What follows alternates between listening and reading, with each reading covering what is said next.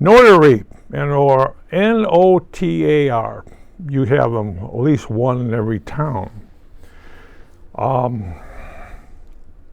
Back in the 2008, when the bottom fell out of the housing market, every mortgage company had a notary on staff. That notary signs a piece of paper which is recognized by the state they live in, which states that this person, they basically sits there, this guy walks in, he's breathing, he fills out all the paperwork, and you say, what kind of job you have? Well, that's okay, you qualify. You drive a taxi cab, you're qualified for $1 million house. And they submit this to the local bank. Oh, the guy qualifies for $1 million house. And they get a commission back every time they put a warm body into the local bank.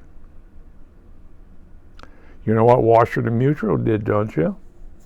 Yeah, they sold all the contracts to a bigger bank, which sold them to a foreign country. What happened? The bottom fell out. What do you mean the bottom fell out? Well, when you take a person and put them into $1 million house, what happens? 6 months later, the county sends them a bill to pay county taxes. Well, nobody told me about that. No, nobody told you about that. But you were sent a bill. You can't pay the county taxes, which is not cheap. I know, I pay taxes. Which is not cheap. But, yes. And what are you going to do? That's what a notary did. A notary is a legal document in the state that they're there. And every mortgage company had a notary on staff. What does it take to be a notary? $150 $150 for the stamp. And once you notarize a piece of paper, it becomes legal tender.